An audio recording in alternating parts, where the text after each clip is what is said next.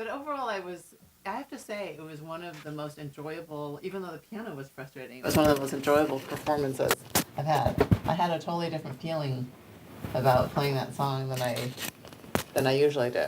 Well, not, I mean, not, but pretty majorly different. I like to think of that as being the real you showing up, Yeah. rather than the real me. No, I didn't feel like it was because I had my whole different mindset about like what I was setting out to do. What, And so what were you so it was- setting out to Well, do, I do you was hoping I think? could like,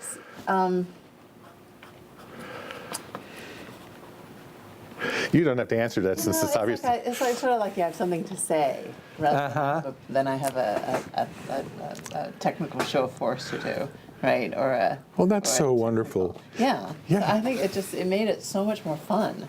I was so much less nervous. Really? Yeah, actually, I was much less nervous, and I think that's why when the piano was funny, I was just like, okay, I can deal with this, and I was able to adjust to it. I mean, I think that also the piano piece not being that fast was probably helpful. I mean, I think I would probably have been more likely to be really thrown off by the difference of the piano if I had a piece like this Beethoven sonata, something like that. So maybe that had something to do with it. And this may not be the time to tackle that sonata. I mean, you might prefer a middle period no, sonata. I'm enjoying it. It's not that I'm not enjoying it. Oh, okay. And I feel like I am going to get it. It's just going to take me a while. Like, I do feel like I'm going to get it. It's just going to take a lot of work. That's not in your normal piano vocabulary, No, right? I'm used to learning of it. It's just it's definitely not a piece I would have probably picked myself. Like I probably would have decided like it was just too much if I had looked at it on my own. But I like a challenge, and I don't know. I'll get as far as I can get, I guess. I may not get it perfect. In fact, it's probably likely I won't get it perfect. But it's yeah. So I got to here. See, I think last time I had gotten to about here. Mm-hmm. So now I got to here, which this part just was like, too much. I'm gonna have to work on that. I didn't have as much time to practice the last couple of weeks, so I was super busy at work. But this whole switching hands thing was like.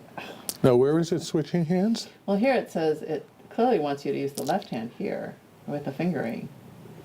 How interesting. I never noticed that before. Because this is Henley. Okay. Yeah, and so I was like, oh, okay. And so it just is, it's just, I really need to really practice that because it's not anything that comes naturally, to just be switching hands like this. Well, So.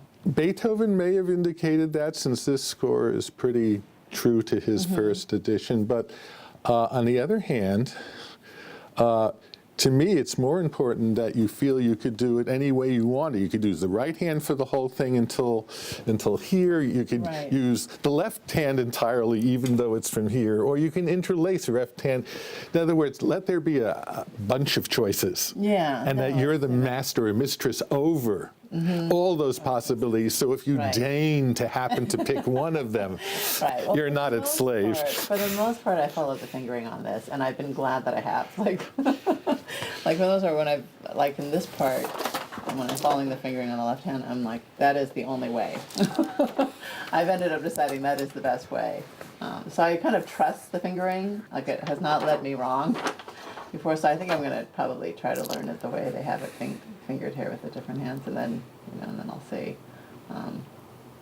But yeah. So I stopped here just because I was like, okay.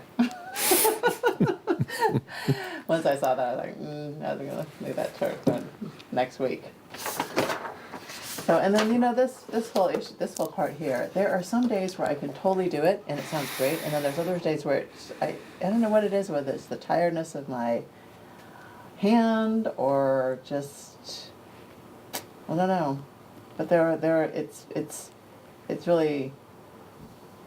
it's really funny that it's that I can definitely pull it off some days, and then there's some days where I don't know what I'm doing. That's a normal part of being a human being piano player, but that's nice.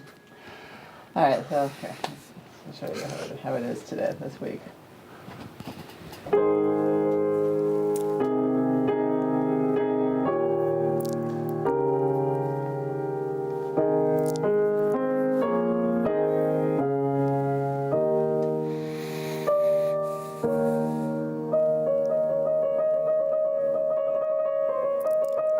have to interject with a wow. That's really great.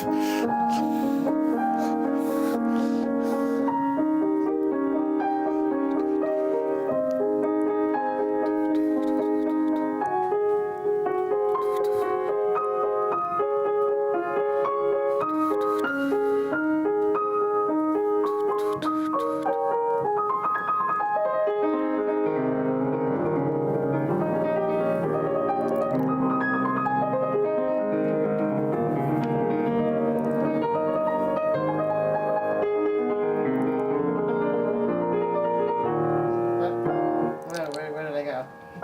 You're supposed to go to E flat major. Oh, did I turn too soon? Sorry. Oh, I'm so sorry. That's okay. No. That's. I'm gonna start here.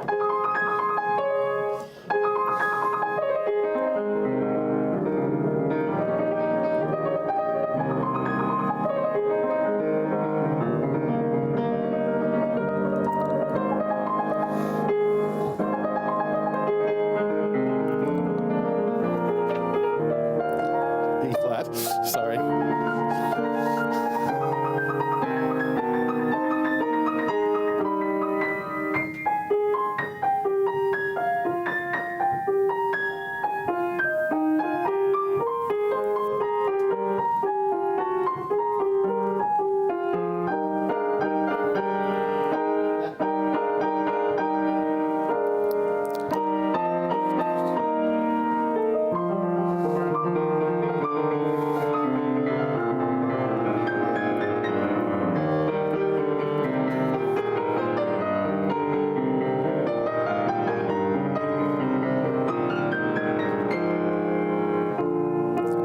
No, sorry.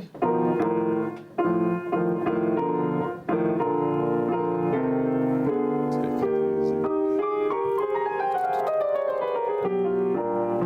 I'm doing that. There you are. Let me check. Yeah, you got a little tense. I screwed you up royally, and it had lasting effect. If I turn again, I'll do it in the right place, and I'll wait until you've already played that E flat Yeah, I thing. think I just I kind of lose where I am and then right now.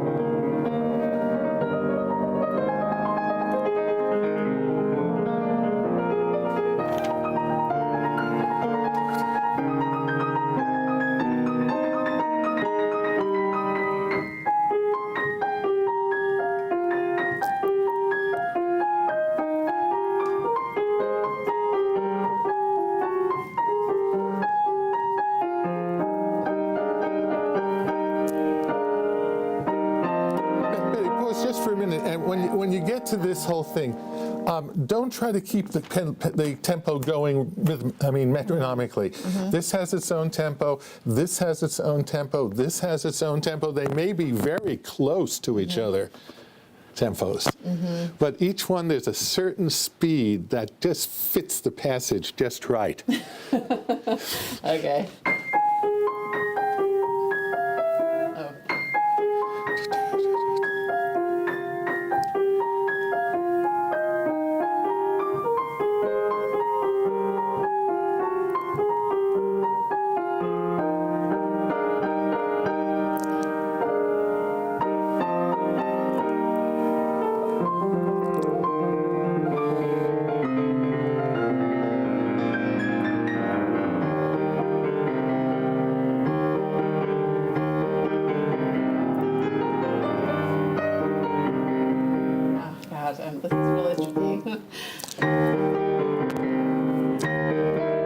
with the melody on being on the bottom. Da da da da da da da da da dee, da da. Yeah, I know. It's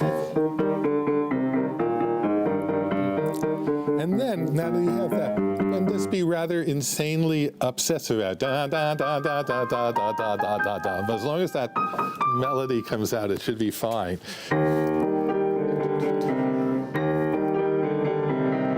Yes.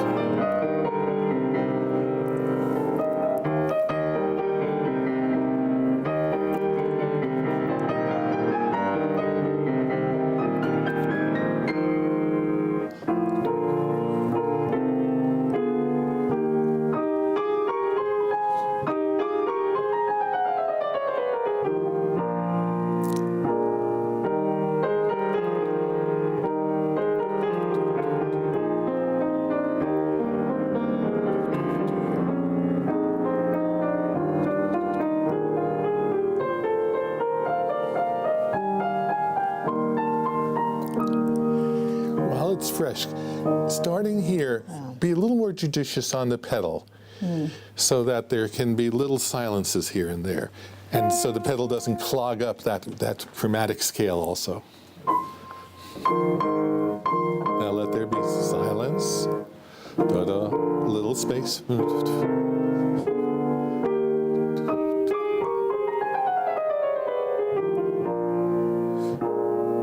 And this is a closing statement. It's farewell and goodbye.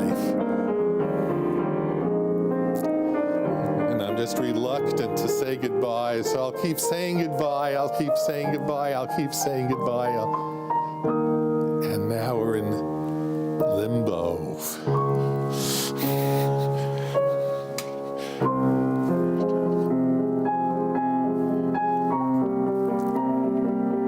Beautiful.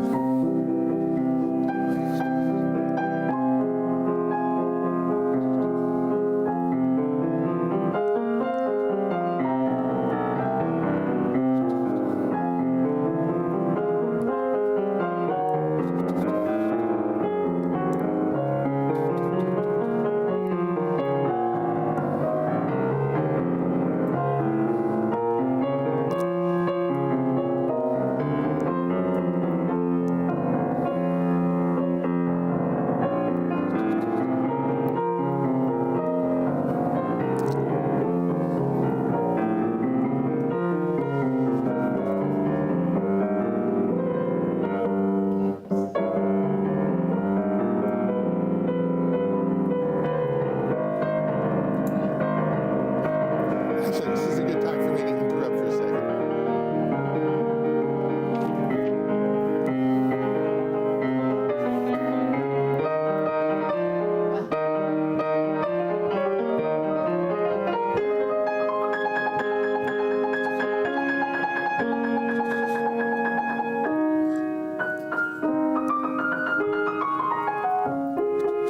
I can't really do that part. This part is just so hard. That is so hard.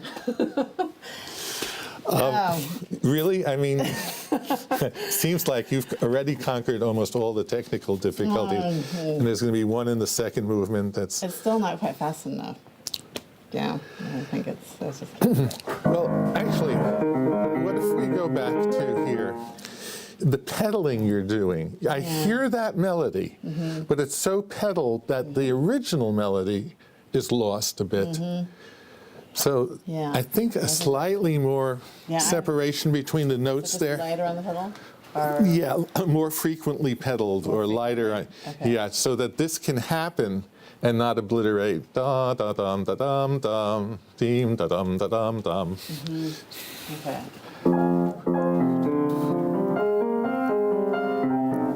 But just as decisively as you did it before.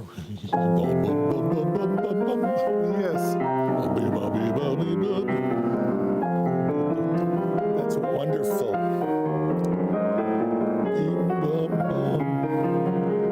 Take it easy. Don't get too loud.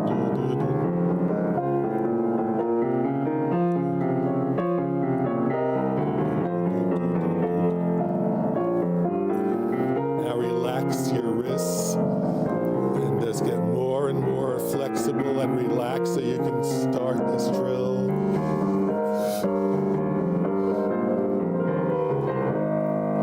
That's basically it. How did that sound to you? That sounded better, yeah. So, yeah, I think I was heavy on the pedal. Yeah. And I wasn't thinking about the pedal. Your touch, the touch was fine, actually, but it was contradicted by the pedal. Yeah, it's hard to. I'm so, the left hand is so tricky there. I'm like so just about still kind of focusing on the notes. It's hard to attend to the right hand and have a sense that I'm doing anything with the right hand. I feel like the right hand is just kind of going along with the left hand there. Yeah. Right. I think it's just because the left hand is so tricky.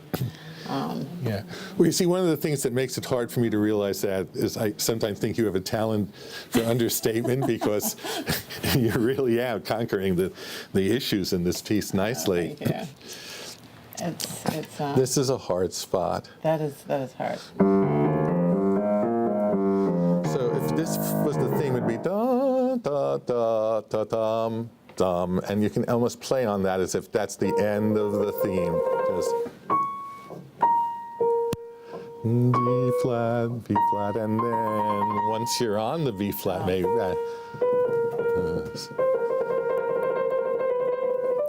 That's it. Well, he's one of the few composers that makes a melody more intense by trilling each note. It's really one. So the transition from this one, you have to be a little clearer about it. See, they're having you do 2, 5, and 3. Actually, I wasn't using that. The finger that changed was the pinky. No.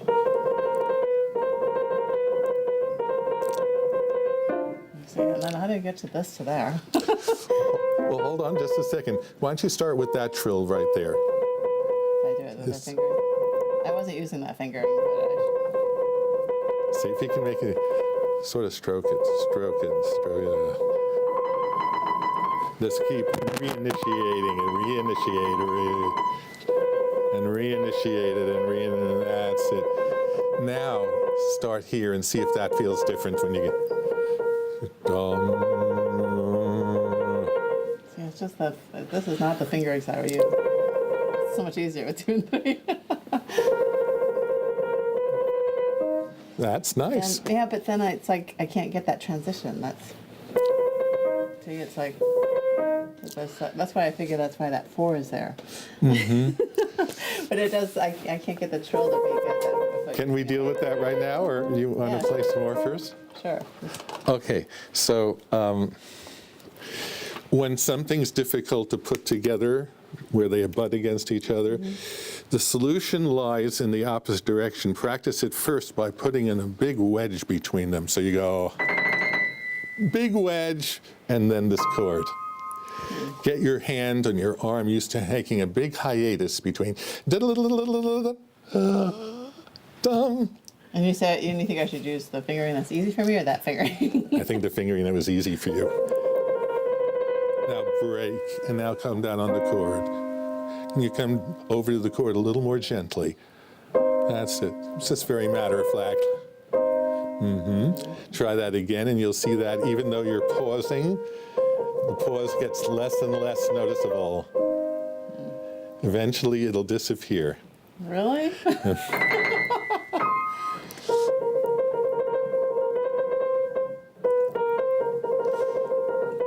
Now don't jump. You see, you're already telegraphing that you're going up. That's it. Don't telegraph. Really? Yeah. So counterintuitive. Yes. And remember, you have something to cover it up too, which is this. That thing, right? Yo-do-do-do-do. So even if you do leave this for a second, as long as that comes in with that. Now, if that doesn't feel, Okay, that's how it goes. like with the proper rectitude and respect for what's there on the page, if you create a pause, then you can always connect it later. But if you try to connect, then this is not going to time out right. Okay, interesting. All right, I'll try that. And if it works, it works. If it doesn't, you know where to put it. There's always this little icon for the trash can at the bottom right of each page. I would never have. Yeah. See, I just wouldn't. I just don't know how to approach that kind of problem. But that's interesting. Okay, I'll try that. All right. So kind of separate note, like really articulate the notes here, lighter on the pedal. A little more, not a lot. And at some point in today's lesson, I want to clarify something I said about dynamics 1 or 2 lessons ago that may have been misstated on my part. Okay. Now or? Yeah, sure. I don't know. I'm not sure I remember exactly what you're referring to. We were talking at the time about when you get louder and louder, sometimes you get to your maximum loudness very quickly. Right. And then you stay at it. Right. And I didn't mean to say, if it came across this way, don't play so loud. I meant to say there should always be ups and downs in the contour of it. The beauty always lies in the subtle change from one note to the next of the loudness. Even though you might be going from piano all the way up to triple forte, sure you'll get to triple forte, but take a smoother path. Right. That was the only thing I meant to say. Yeah, that makes sense. Okay. I'm very impressed with how you're doing this. Oh, thank you. Thank you. Can you put your fingers over the first? Can you hold all those at the same time without any strain? Now, can you shake your hand left and right as if you're trying to yank your fingers off those notes, but they don't want to come off. They're stuck there in spite of your wiggling. Now try playing the fast Yeah, let's get into that a little bit. Here. With both hands or just my left? Oh, it doesn't matter.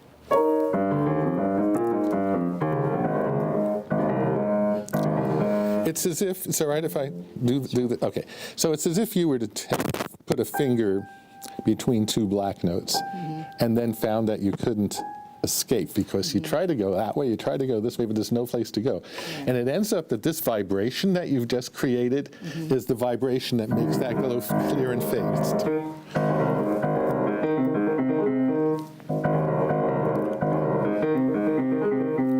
All right, so now put a big pause, dynamic pause. So da da da da dee. Say da da da da. Oh, it's from here to here that the problems. And now they pause there, and I just stay there, read a book, come back in there. Just don't give up on the note. Hold a note. Hold a note. Hold. Read a book. Go on. That's basically it.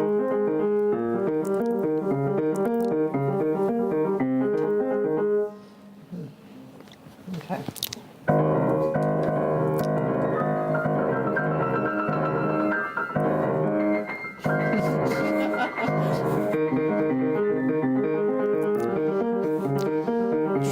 Just for a second, it's better already. Make the fingers a little flatter so that you can really enjoy the strangeness of this action. It's just a vibration, it's a hum. Now launch right into. That felt different. That felt better.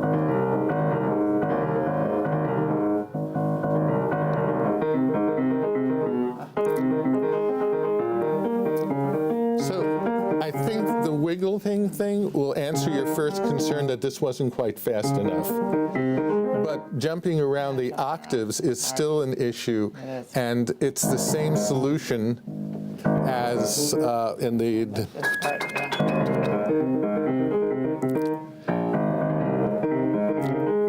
Can your. Let's see, where's that? Oh, yeah. Da, da, da, da. You stay there. And you try to connect legato. Think of all the in-between states between here. So you think I should just cross over rather than my wrist? We're going to try it,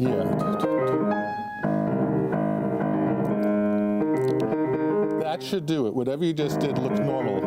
Now you got off your thumb a little too fast.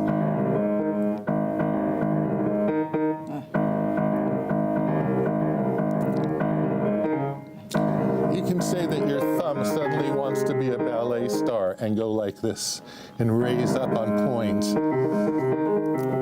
And you know, and she doesn't want the audience to miss that fact. Nice.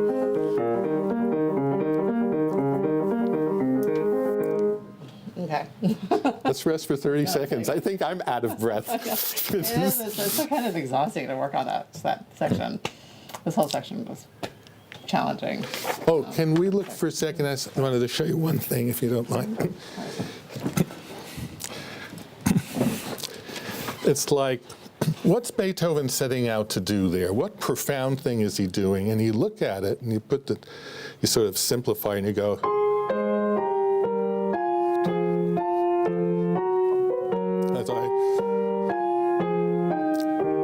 it's silly. It's insipid.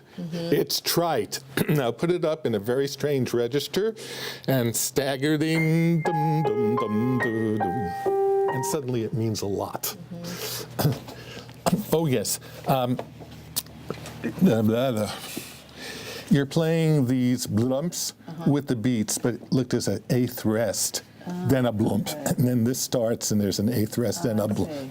Yeah. Okay. Thanks for pointing that out. I didn't get that. And if possible, when you're on this trill, try to make it as if the trill spills. It's not da da da da da da da da da da da dee da da da, but somehow the trill just breaks its bounds. Got it. Okay. Let me just I just have to remind myself these things. But that's just an opinion on my part, okay? It's just the trill became so ecstatic that it had no place else but spill out over the boundaries of the trill. So that's another one with 3 and 1.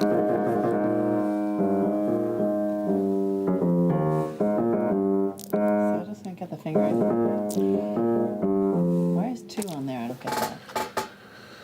That makes no sense to me. Doesn't How is it? 2 in there if 1 is on G?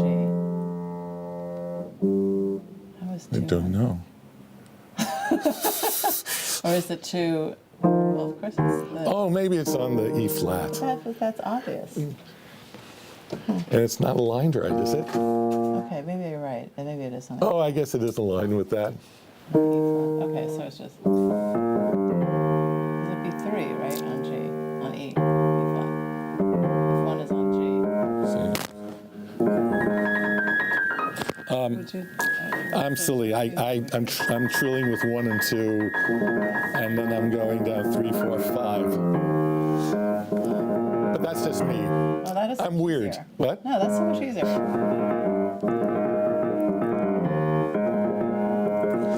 So the problem is the exact moment at which you're stopping the trill phase of it and starting. That's it. Okay. It's almost as if that's to take you by surprise. Right. Okay, yeah, it is much easier with 1 and 2.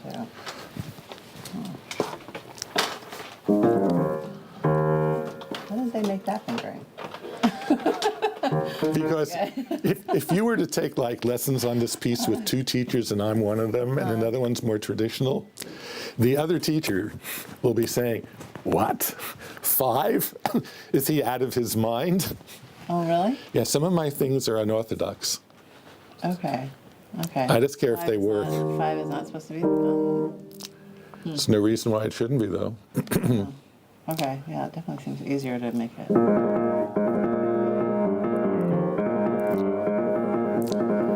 Just make sure that when you're doing that there's no breaking.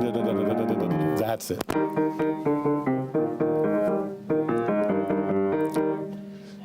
Yeah, this doesn't seem like it should be so hard, but I really struggle.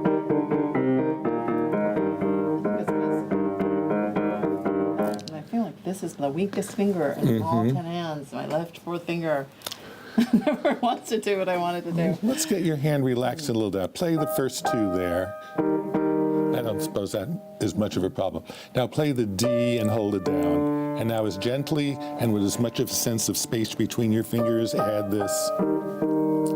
And now go down. And now go down another. And just feel the space in here. That's it.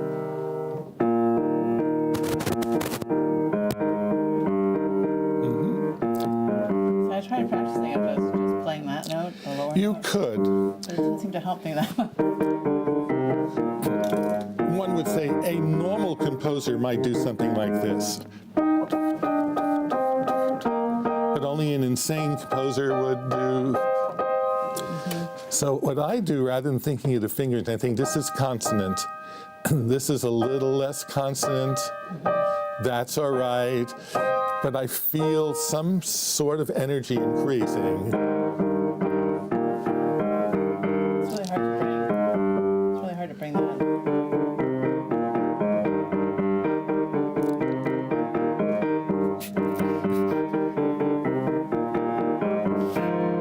You just did something that only my very gifted students do, and you say, you know, I just can't seem to get it to sound like this. And then they unconsciously just do it the way that you wanted it to. It's when I put my right hand together, it's really, yeah, it's harder. I don't know, it's just funny. I think maybe because it's so, this one. It's not what you'd expect to find. It's not what you'd expect to find, exactly. It's not what you think should be there. You can try playing it an octave higher than written just to get a different view with your ear of it, because down there's a lot of beats. Yeah, This is just poignant.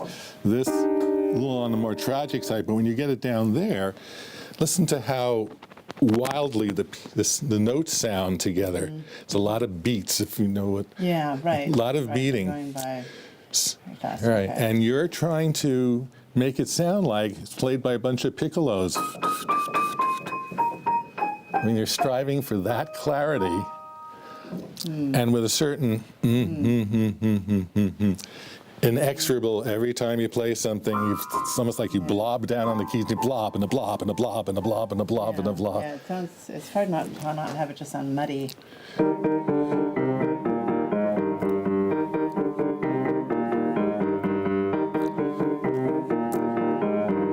You're now doing it as well as almost everybody does it who learns this piece.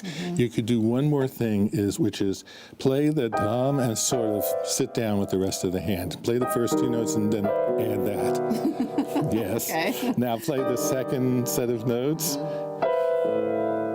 And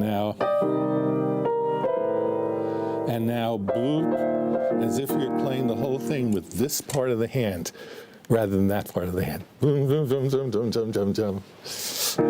Yes. Does that feel a little different? Yeah, that's interesting. Oh, that actually is so much easier now. Huh.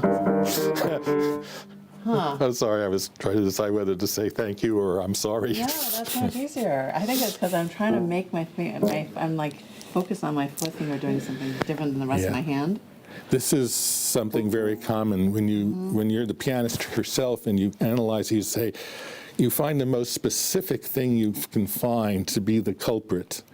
Like, it's this finger, or I can't trill those two fingers. And usually the solution lies someplace else than where you think it does. And it takes a year or so before you realize, I'm not going to fool that one again. Fourth finger, you can fool me once, you can fool me 10 times, but this is the 11th time, and I know it's not anything to do with you. Okay, so again, let me give you that sensation, because you lost it there a little. Okay, so it's dum bum bum bum bum bum bum bum bum bum.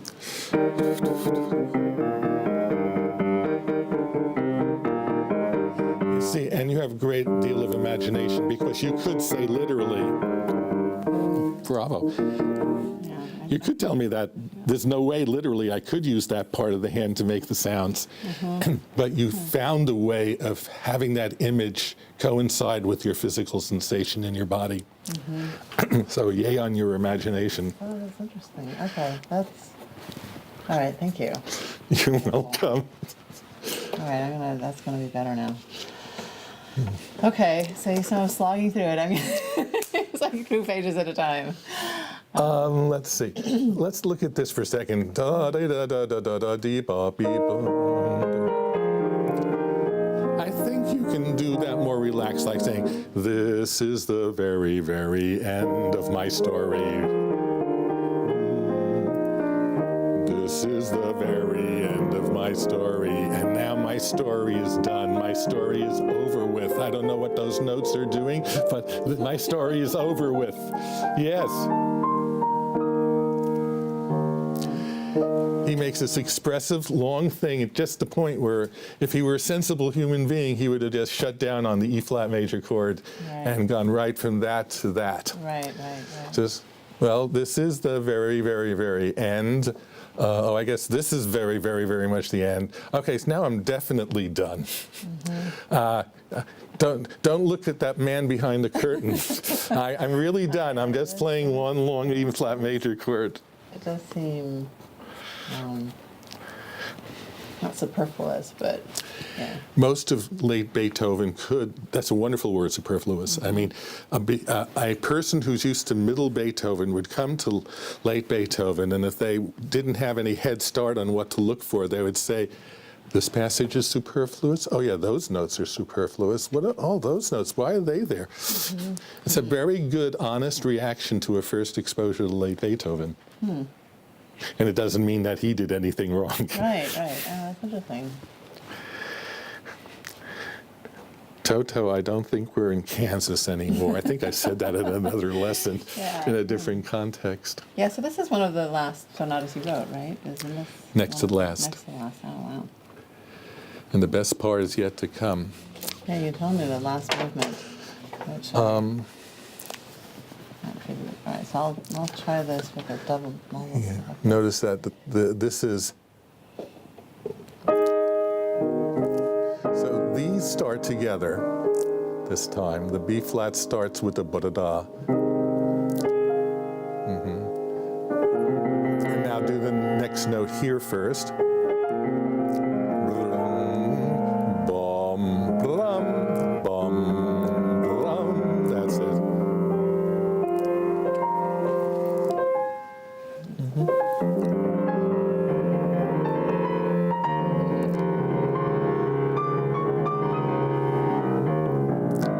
So you don't want to get to such a maximum that we're left with no place to go to get from the 5 back to the 1, the dominant back to the tonic. Now, how do these feel in your hands? I know the first one's not going to be much of anything. All right. Yeah, I'm just watching your fingers. Okay, so I'm going to separate the gestures a little. First, do this to that. Now, stop there for a second. Release this. Swivel a little bit there and send that over there. That's a little better. Yeah, you're not using the A flat yet to get effect. More wrist. It's more that the A flat is anchoring the putting of the pinky down there. That's it. But then the D should also anchor the A flat key. So the D permits the A flat, and that's it.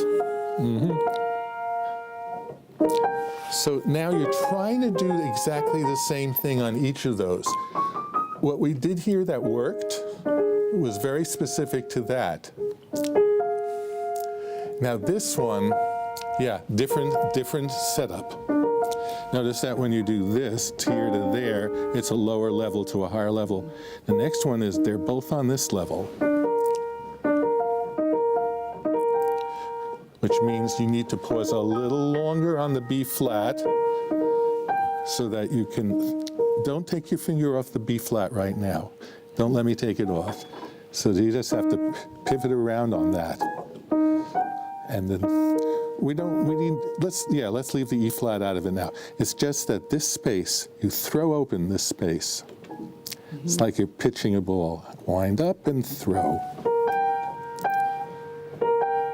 And the thing that you're throwing is the distance between this fingertip, sorry, never mind that finger. It's a sense of this is separating from that. This throws this away. Throw it away. So you're really trying to open that space between those two fingers. Almost. Your finger on the middle note didn't help the pinky. That's all right. Just judge by the sound. Just like a... you need to leave the B flat a little lighter. It's like a tenth of a second.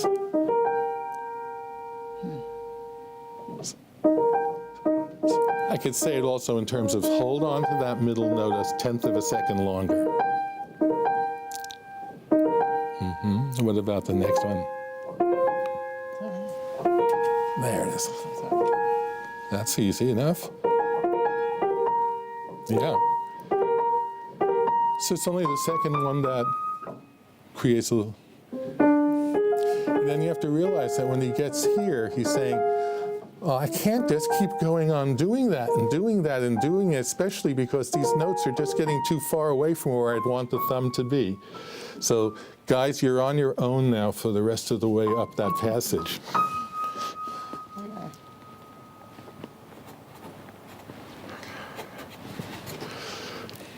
Okay. Let's see.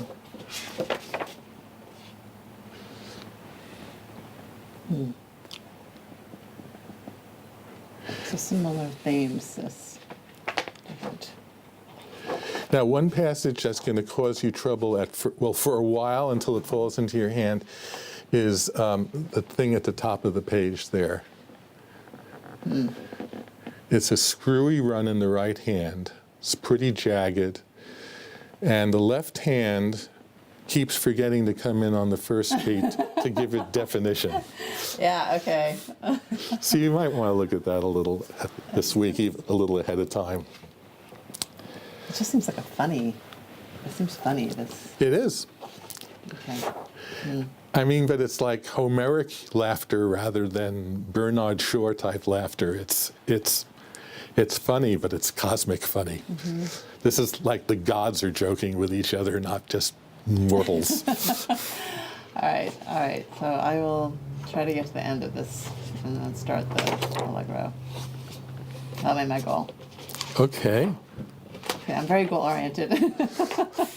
I sort of declare goals. I'm glad you take over setting the goals in case I forget to do it. Oh, it's that'll be a good goal. But I should be able to do that, huh? I would say yes, based on what you accomplished in the last 2 weeks. That's a humongous chunk of improvement. Okay, good. Good. All right.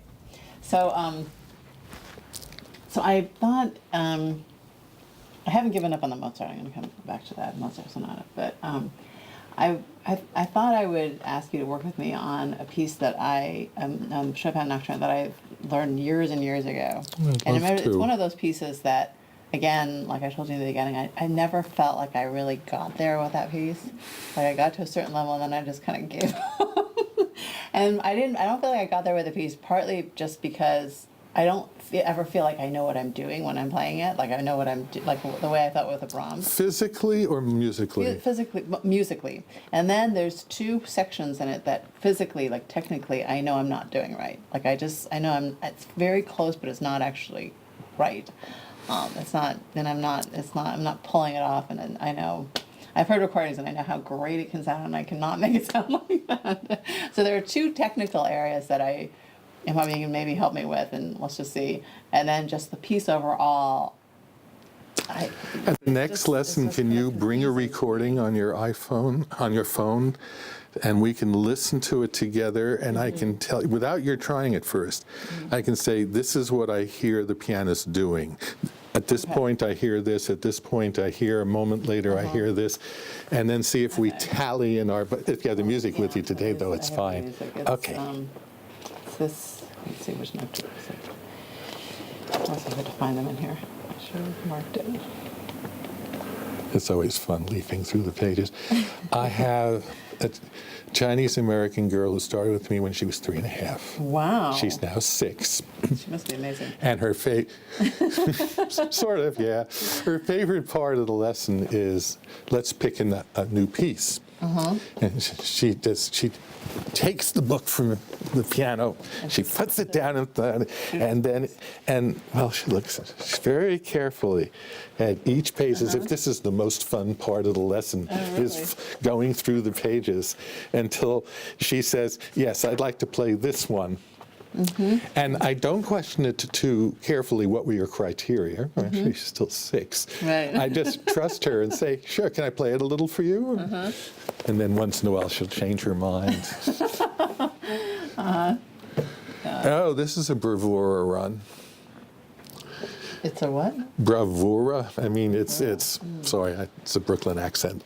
It's the thing out of which bravos are made. Okay. So I learned this a long time ago, and so I decided, well, let me try this. So some of the notes I still have to.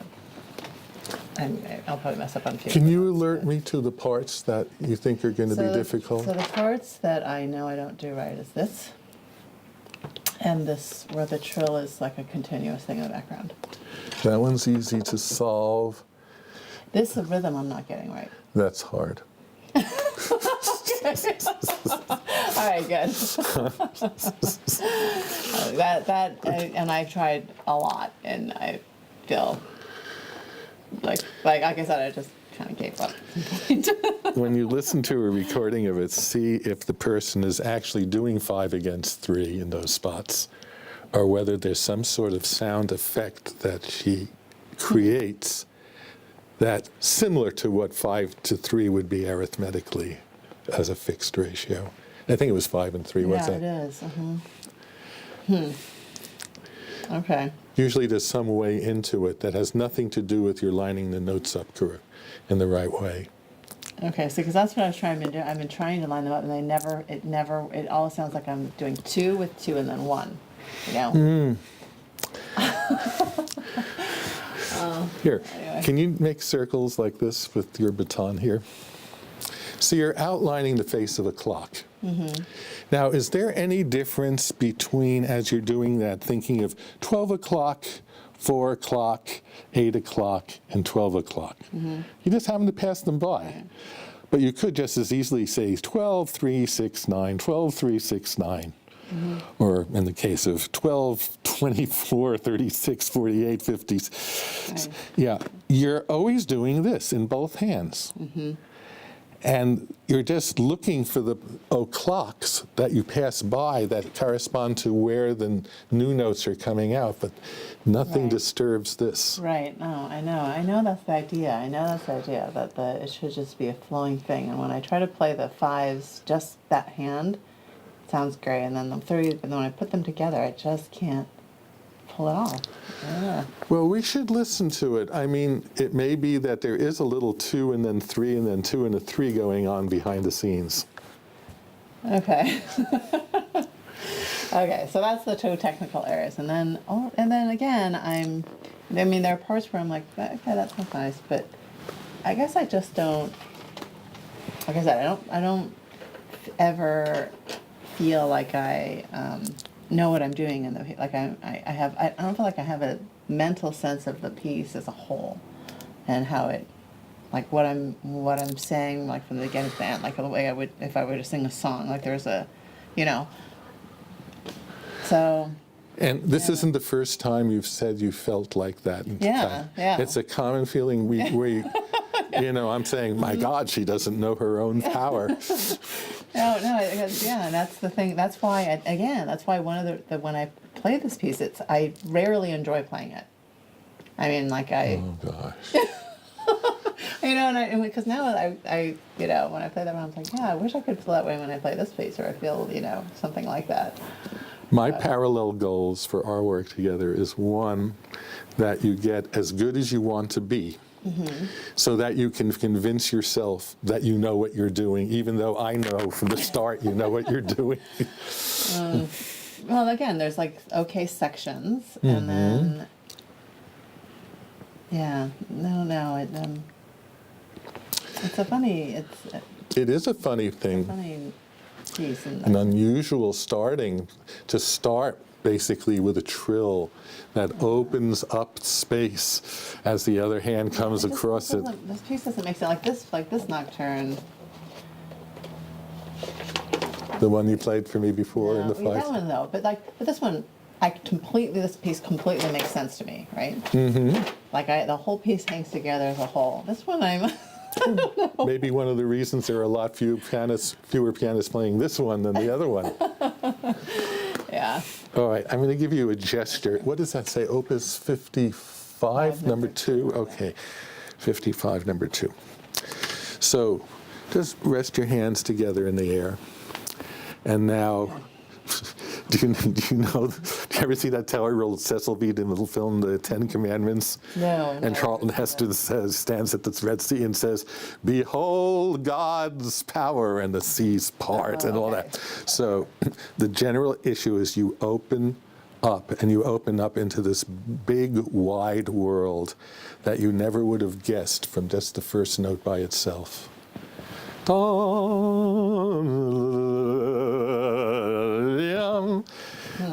It's like you expand. Your size as a person even just opens and fills more space. Huh. Okay. Yeah. And if that doesn't work, we'll find another. One of my students says, I'm Mr. Metaphor. Yeah. All right. So there's a first note, and now open.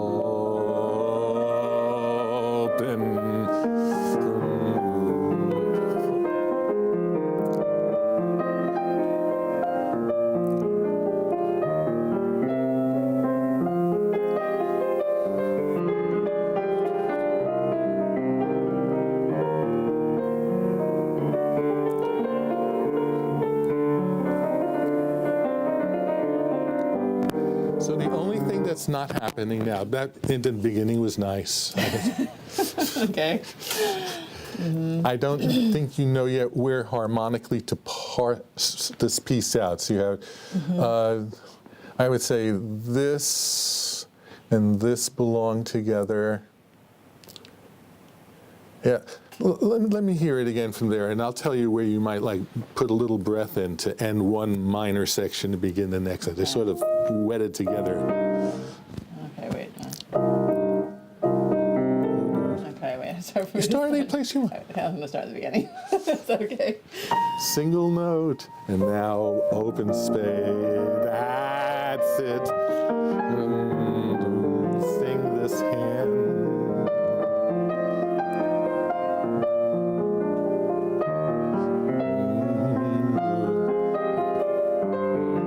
Yes, use your intuition because you're doing it fine. That's so good.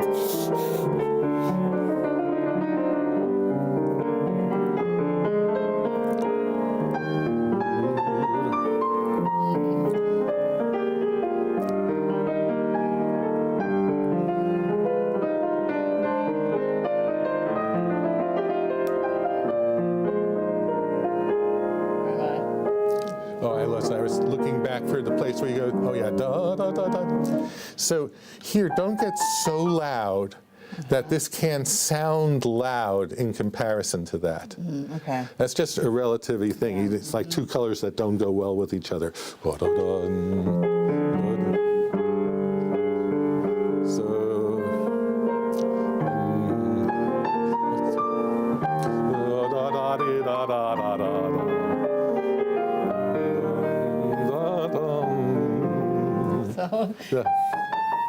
So it's like, it almost sounds like Liberace or something overly emotional, but just.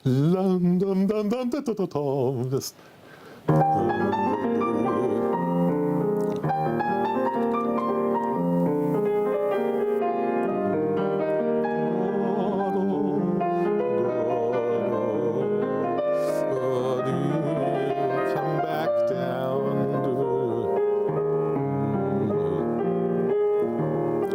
Just remember, once you go up, you have to come back down so that you can go up the next measure. Right. Okay, so it's like the volume thing again. But you're Like, such a well, natural. too much in the volume, it's like. I might have had to like draw you a diagram, but no, you know darn well inside what to do with this. The only place you have to reevaluate things is everything can't be equally important. Right. See that? I think that is definitely part of the problem. I feel like for me, the piece is just important thing. I used to You know, suffer from the same thing. That's how I feel like it's in my mind, and so that's why it doesn't.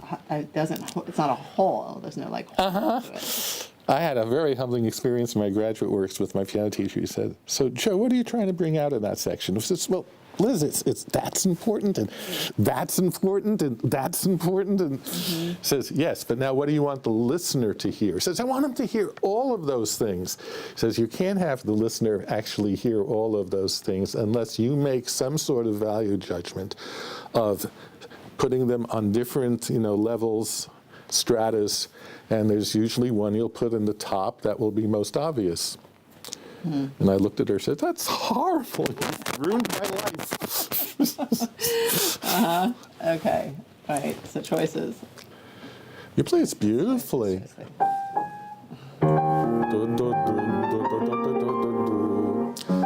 I would be a little more, instead of being melodramatic, instead of drama, you're doing melodrama. Instead of pathos, you're creating something called bathos. It's just, it's just over the top in emotionality. Bravo. Think up and down.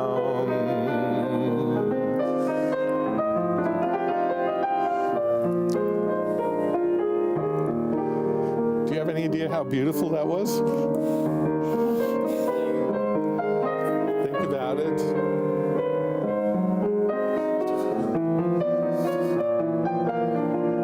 Don't go too far too soon.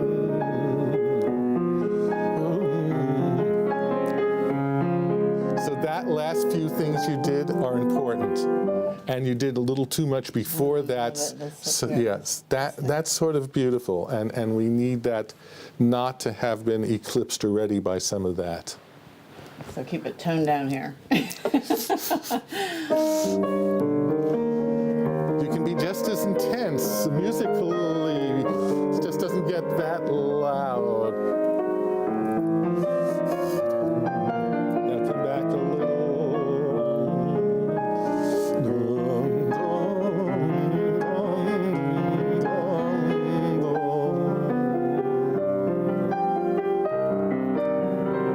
So now this is too much because it went back to piano. Right. Oh, it's wonderful seeing a talent like you. Wow. Oh, that's so kind of you. Gee, I'm worried you're going to end up giving up your medical profession and becoming a pianist. Oh. No, probably not. But it's like I think the piece is so pretty, and there's so many things I enjoy about it. But then I never felt like I never felt like I got the piece. I'm going to give you something to think about. There's a machine called an oscilloscope that shows you what the shape of the sound waves are. It's got something called a gain, and if you turn the gain down, instead of the sound wave looking like this, it starts looking like that. You turn it down further, it looks like that, and it looks like that. Now, when I say, wait for that section to feel like that, keep it down in the meantime. Notice that it's the same wave. If you put this under a magnifying glass, Right. I'm not saying this right, this would look as big as that. It's the relative range within. So if you go from medium loud to medium soft to medium loud, you can make that seem as extreme a form of expression as going from mezzo forte to fortissimo to mezzo forte. Right.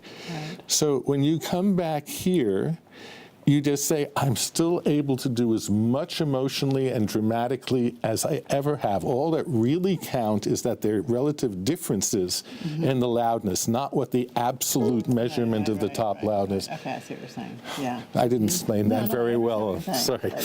Right, but there's still that same. You still have the same feel to play in. Okay. In this quieter section here. Yeah, which will be just as emotional. Yes.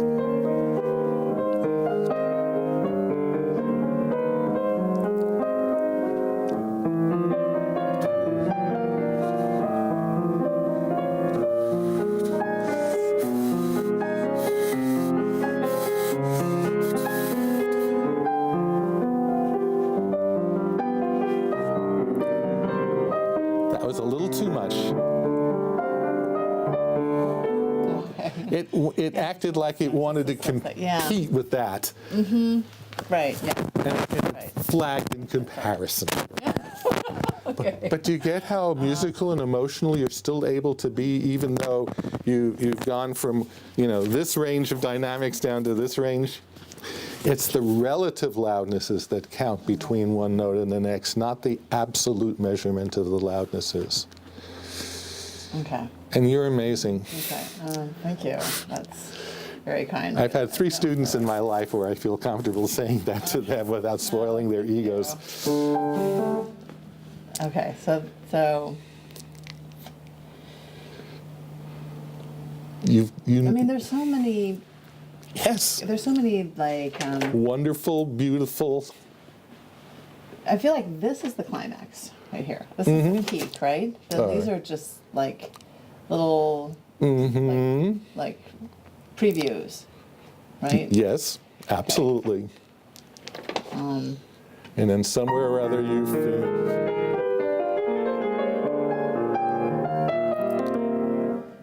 This is this. A little more ups and downs even within that section. So, yes. Do you hear how the stuff came through that time?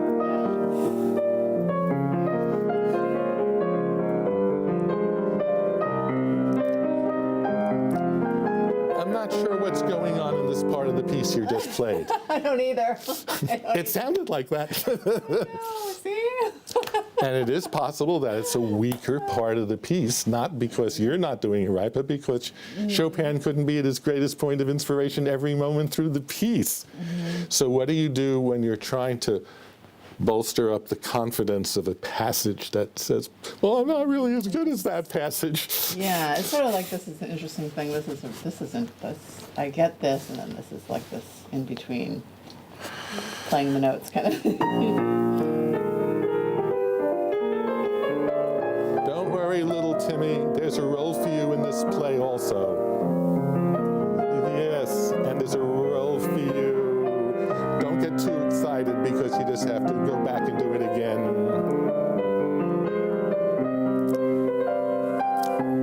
Okay, so you're on the right track, but I would come back dynamically even more. So operate in this range of dynamics. Right now you're operating within that range, and up here, of course, you were operating within that range. Right. You'll be surprised how just a little emphasis, a small gesture that maybe lasts 1 or 2 notes is enough to say, this is important, without having to play it, make its importance have to be about the loudness of it.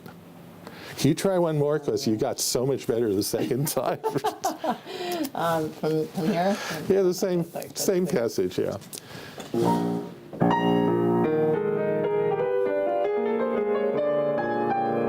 You were better in bringing everything out in there before. Yeah, I was. So it's not all loud. Louds and so, yes!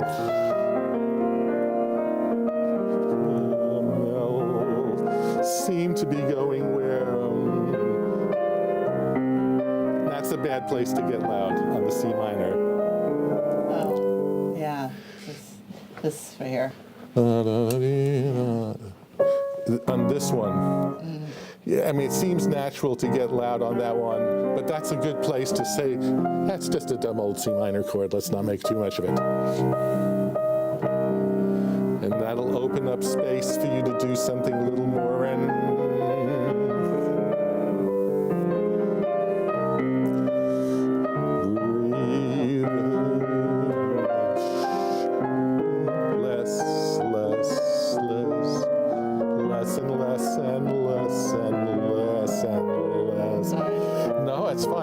and less and less and less and less, but make it get more and more and more beautiful and more dramatic.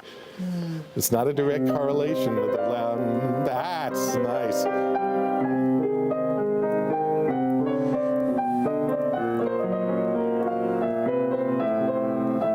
Oh, sorry, I'm getting that. That's all right. Notice how this scene. This is a C and that's a C, but when you play them, they should sound totally different from one another. This is part of a flat major chord. This is part of a D dominant 7 chord, and that's part of a G major chord. Hear the change in the quality of the C.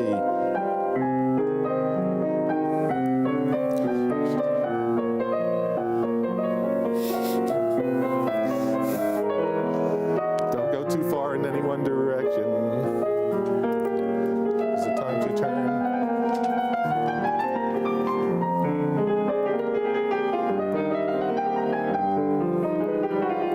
Come back sometime. Come back sometimes. I'm not worried about the coming out.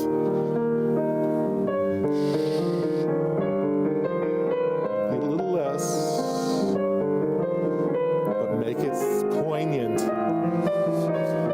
Not too loud, let's make it very important.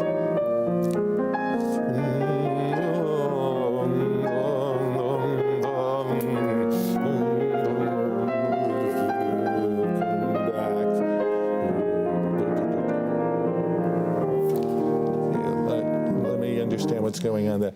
Oh, Betty. Did your first teachers tell you how musical you were? Not really, no.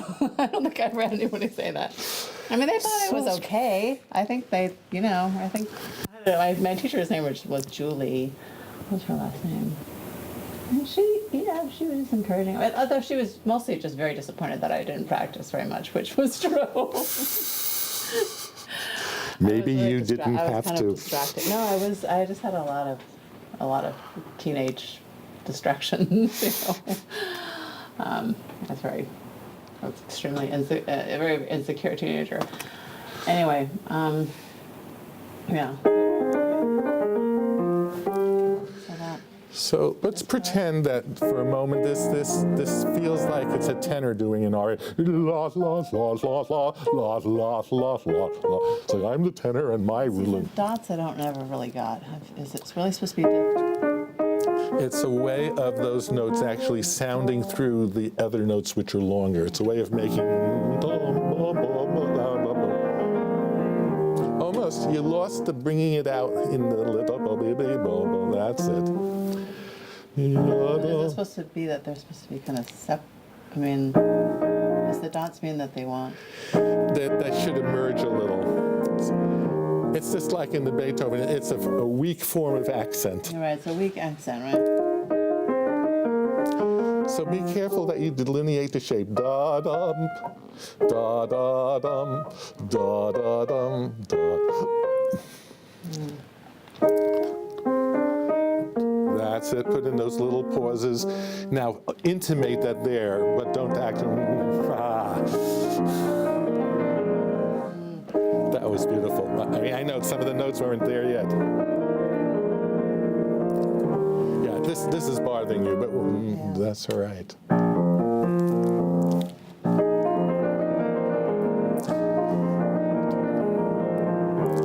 Okay, you lost the little emphasis, and emphasis. Dum ba ba ba ba ba ba ba ba ba. Don't go on automatic pilot. Each one is, and then this one, then this one, then that one. Right. Don't take any one of them for granted. Yeah, and then when this learns to cooperate with that, that'll be just fine.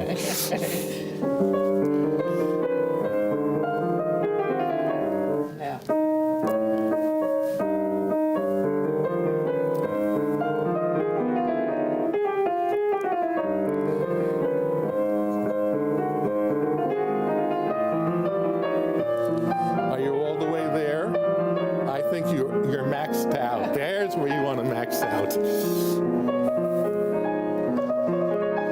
And make the trill climactic. Yeah.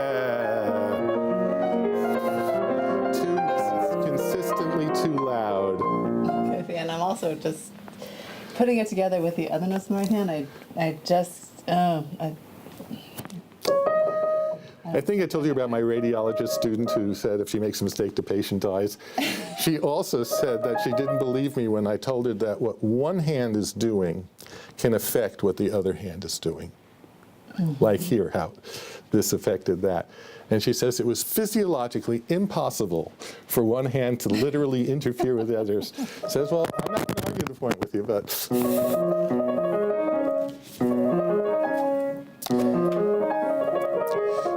So what you can do, and this is in your awareness. Better.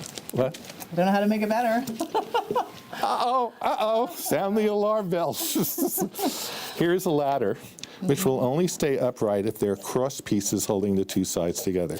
So look, here's the right hand, here's the left hand, and very rapidly you have to check out, where'd the thing go? Yeah. So you don't want to go too far with this before double checking. The consciousness has to sort of go zigzag between the two of them.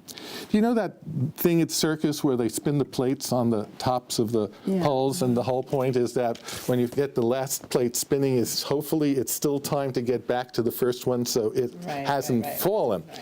Okay, you want to get back to this hand as often as necessary to keep it going. You can focus on that, but then check, check. It's like you're almost whipping your conscious awareness back and forth between the two hands. Okay. Are they together? Are they together? Yeah. Right.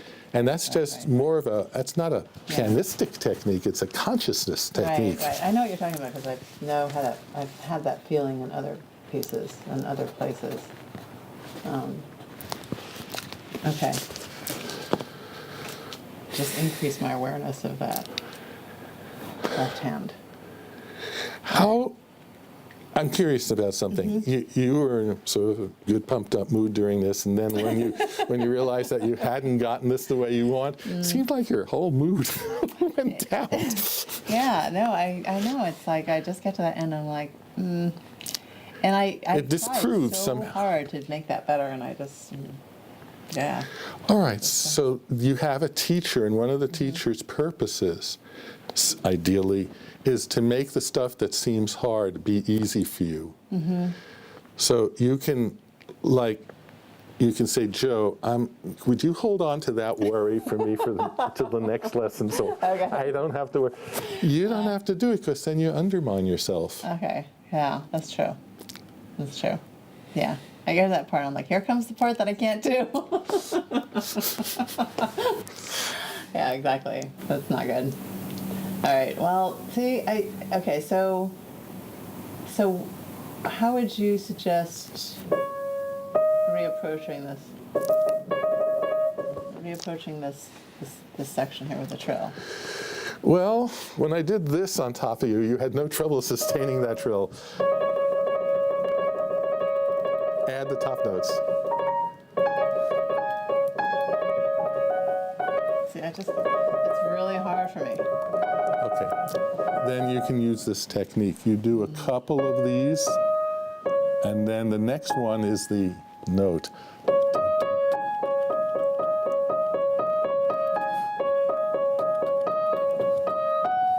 In other words, this note takes the place of one of the notes of the trill. Okay. And just try to make it as legato as possible. That's it. This just has a place after this. I wouldn't put it after, wait a minute, no. Yeah, I would put it after a D flat. And then as quickly as you can, get back to that.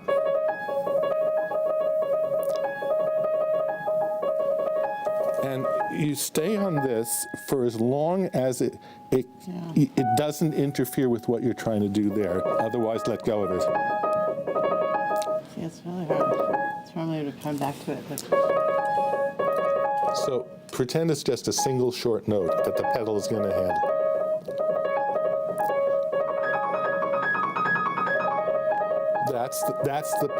That's the essence of it.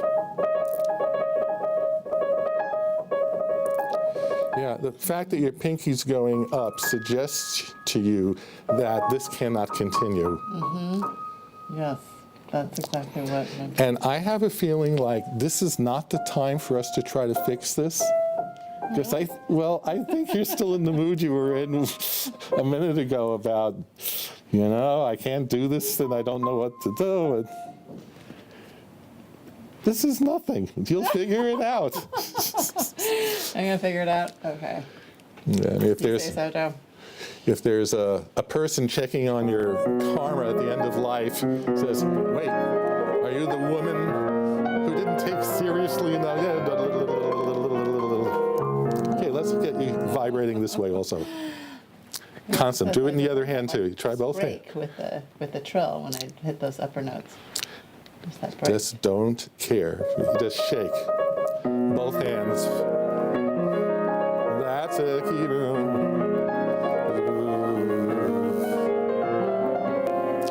Now, will you grant that that was better? That first measure was better. Yes. Did the second measure ruin the whole experience of it being better? No. Okay. So let me see you do this for a second. Just hold your arms out and shake.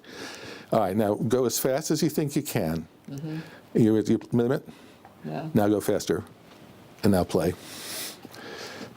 Faster than the limit.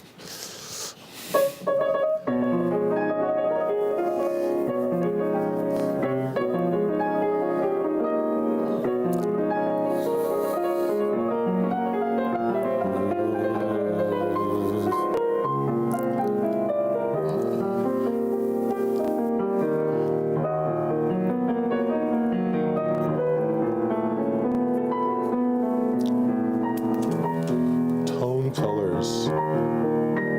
Beautiful sound up there. Too much left hand. A little too much left hand. That's a better balance. Okay, see, it's just so bad.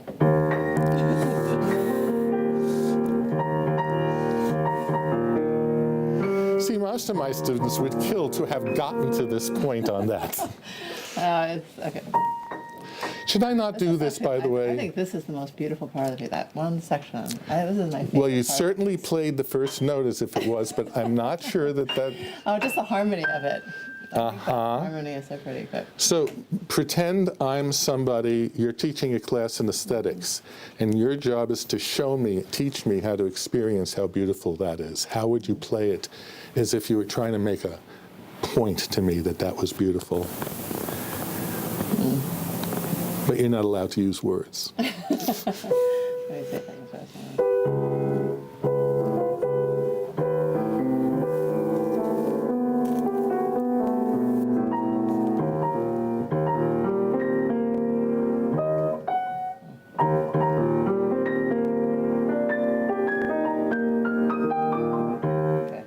You did it in the right hand. The left hand has to learn how not to interfere with the right hand there. Stop caring about the left hand. Just play whatever note falls. Yes, that's all right. That's all right. What you just felt was that little slip. Play that way for now.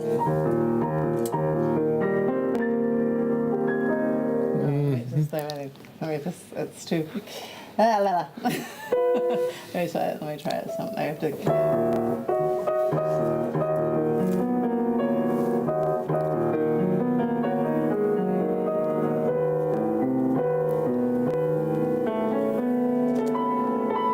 Now, very soft and pinpointed.